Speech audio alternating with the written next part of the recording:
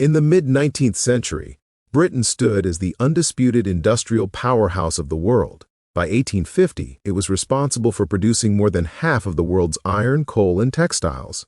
Its railways spanned continents, its ships controlled the seas, and its factories powered global trade. British engineering and innovation were unmatched. Nations around the world imported British machinery, recruited British engineers, and replicated British techniques just to remain competitive.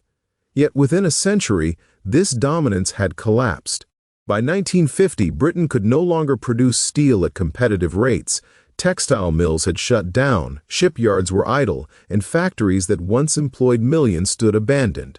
The nation that had sparked the Industrial Revolution became dependent on imports from Germany, the United States, and Japan. Over the course of 100 years, the workshop of the world transformed into a post-industrial economy reliant on finance and services, a transition from global manufacturing leader to importer that Britain never fully reversed. Once manufacturing is lost, it is nearly impossible to regain, and history shows this truth repeatedly. Today, in 2025, the United States is tracing a remarkably similar path, trailing Britain by roughly 170 years. Factory closures are widespread, domestic industries are losing global market share, and the U.S. imports products from countries it once dominated. Economists and historians identify this as Stage 4 in a 5-step decline pattern, a pattern that led Britain's industrial base into permanent decline. Detroit's story offers another cautionary tale. In 1950, the city was America's wealthiest per capita and the global hub of the automotive industry. Major manufacturers like Ford, General Motors, and Chrysler employed hundreds of thousands of workers directly, with tens of thousands more in supporting industries such as steel, parts, logistics, and tooling.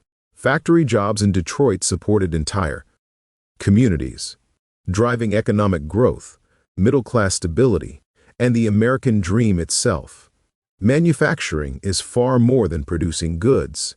It is the backbone of technological progress, supply chain resilience, and national security. It provides middle-class jobs that sustain families, neighborhoods, and cities. Factories train engineers and skilled workers, creating ecosystems of innovation and ancillary industries. A single automotive plant supports steel suppliers, parts manufacturers, logistics companies, and designers.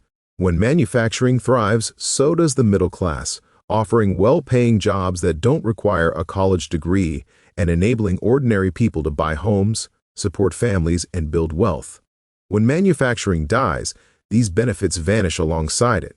Jobs disappear, skills erode, supply chains relocate overseas, and the knowledge that supported them is lost forever. Rebuilding industrial capability can take decades, if it is even possible. History consistently confirms that once a nation relinquishes its manufacturing base, recovery is rare. Dependence on foreign nations for goods, technology, and security becomes inevitable. This is not an abstract economic theory, it is a stark reality of national power.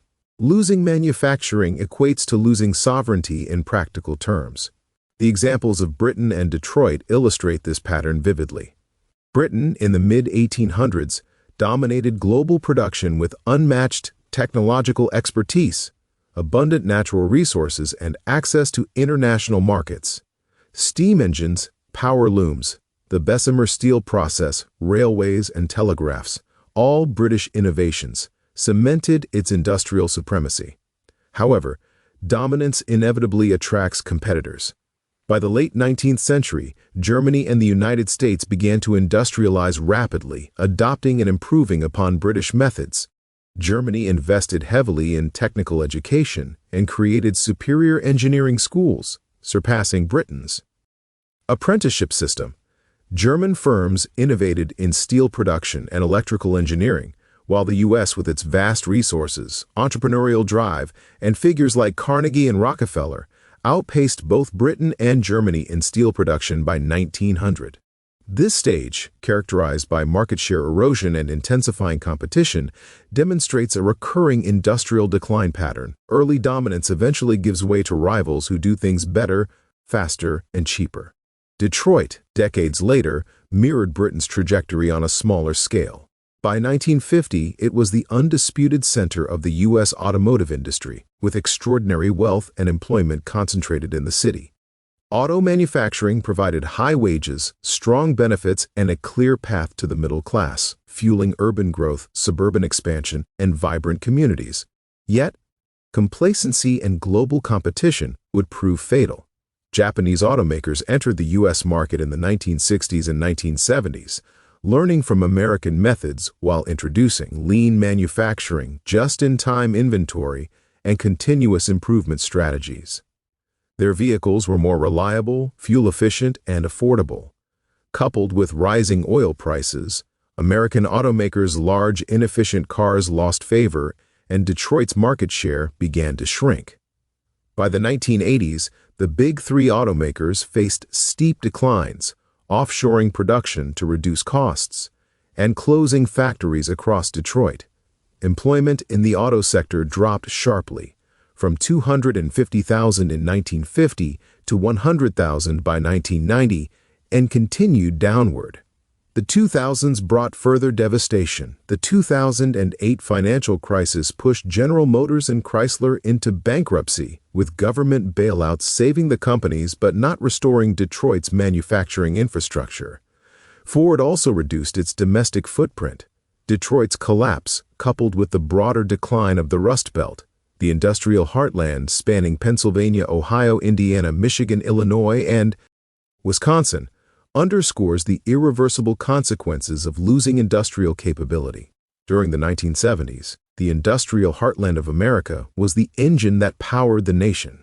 Cities across the Rust Belt, Pittsburgh, Cleveland, Youngstown, Gary, Akron, and Buffalo, produced the steel, machinery, and manufactured goods that built the United States. Pittsburgh earned its reputation as the steel capital. Cleveland produced both steel and machinery. Youngstown focused on steel. Gary specialized in steel production. Akron dominated the rubber industry, and Buffalo was a hub for general manufacturing. This was stage one, full industrial dominance across multiple sectors. In 1970, the U.S. accounted for roughly 20% of global steel production. U.S. Steel employed 300,000 workers, Bethlehem Steel 165,000, and dozens of other mills and companies supported millions more. These were high-paying union jobs, offering $30 to $40 per hour in today's dollars, complete with benefits and pensions. A high school graduate could join a mill, work for decades, and retire comfortably. Entire towns thrived around these factories. Youngstown, for example, had a population of 170,000, almost entirely built around steel. However, Stage 2 began as competitors emerged, leveraging modern technology. In the 1970s, countries like Germany, Japan, and South Korea constructed new steel mills using electric arc furnaces and continuous casting techniques, far more efficient than the aging American blast furnaces. Labor costs were dramatically lower. American steel workers earned $25 per hour, while Korean workers earned just $3 per hour. By 1980, American steel had become largely uncompetitive. Instead of modernizing, U.S. steel companies lobbied for tariffs and cut costs, but the decline was inevitable. Stage 3 brought a dramatic drop in market share and the start of offshoring. Throughout the 1980s and 1990s, American steel plants began closing. First, the least efficient mills, then the large, integrated ones. Companies went bankrupt. U.S. Steel reduced its workforce from 300,000 to 50,000. Bethlehem Steel collapsed in 2001. LTV Steel in 2000, and Republic Steel disappeared entirely. This collapse wasn't limited to steel. Manufacturing across the Rust Belt imploded. Textiles moved to China, electronics to Asia, machinery to Mexico. NAFTA, in 1994, accelerated the trend, allowing companies to relocate factories to low-cost regions while importing goods tariff-free. Thousands of factories relocated, leaving entire communities in ruin. Stage 4, marked by accelerated factory closures and vanishing jobs, devastated the region. The 2000s saw a surge in job losses, especially as China joined the WTO in 2001, triggering an explosion in Chinese manufacturing. By 2010, China produced more steel than the rest of the world combined and dominated countless industries: textiles, electronics, tools, machinery, at prices American factories couldn't match. Manufacturing employment in the U.S. fell from 19 million in 1980 to 11 million in 2010. Millions of well-paying jobs disappeared, and the replacements were far lower-paying service positions. Towns once built around factories withered. Youngstown's population plummeted from 170,000 to 60,000. Gary fell from 175,000 to 69,000. Flint's automotive industry collapsed, Akron's rubber sector disappeared, Buffalo lost its manufacturing base. Abandoned factories, high unemployment, poverty, and social crises, including opioid epidemics, became grim hallmarks of the Rust Belt. The lessons of the Rust Belt are clear. When manufacturing leaves, it takes communities with it, and the jobs never return. This five-stage pattern repeats across history. Stage 1 is industrial dominance and technological leadership, Britain in 1850, Detroit in 1950, the Rust Belt in 1970, America overall in the mid-20th century. Stage 2 is the emergence of competitors who copy, improve, and undercut the leader. Stage 3 involves declining market share and offshoring. Stage 4 is accelerated factory closures and job losses. Stage 5, complete deindustrialization, leaves a nation dependent on foreign powers for goods, technology, and national security. America is now in Stage 4, on the brink of Stage 5. Manufacturing as a share of GDP has dropped from 28% in 1950 to 11% today. Employment in manufacturing has fallen from 19 million in 1980 to just 13 million. Even as the population nearly doubled, the country can no longer produce essential goods at scale. 80% of active ingredients in pharmaceuticals come from China or India. During the COVID-19 pandemic, America had to import masks, ventilators, and PPE. Electronics like iPhones are designed domestically but manufactured abroad. Steel production lags far behind China's shipbuilding is minimal, and advanced semiconductor production is concentrated in Taiwan. Rebuilding this capacity would take decades and trillions of dollars, if it's even possible, because the knowledge, skilled workforce, and supply chains have vanished. The consequences are profound. A trade deficit of $800 billion per year drains wealth, middle-class jobs have vanished, and the U.S. has become economically dependent on China. National security is at risk. If conflict arises, the country lacks the industrial capability to supply its own weapons or technology.